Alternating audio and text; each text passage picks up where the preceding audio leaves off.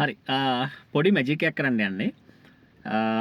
ඔයාලා එකේ ඉඳලා 10ට යනකම් ඒ අතර ඉලක්කමක් හිතා ගන්න. හරිද? හරි. දැන් ඒ ඉලක්කමෙන්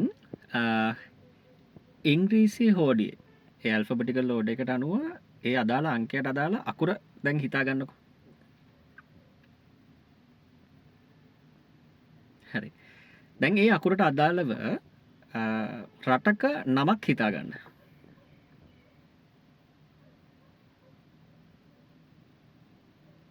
හරි. දැන් මේ නමේ අවසාන අකුර තියෙනවනේ. ඒ අවසාන අකුරෙන් පටන් ගන්න සතෙක්ගේ නමක් දැන් හිතා ගන්න.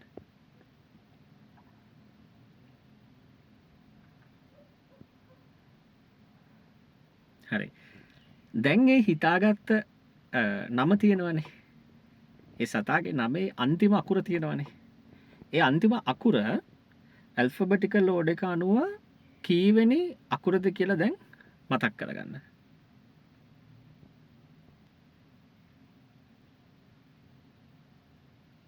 හරිද? හරි. දැන් ඔයා කරන්න ඕනේ ඒ අංකය ඒ දැන් ආපු අංකය මුලින් හිතාගත්ත අංකයට වඩා විශාල අංකයක් නම් මේ අංකයෙන් අර අංකය අඩු කරන්න. එහෙම නැත්නම් අපි මුලින් හිතාගත්ත අංකය විශාල අංකයක් වෙලා මේක පොඩි අංකයක් නම් එහෙනම් ඒකෙන් මේක අඩු කරන්න.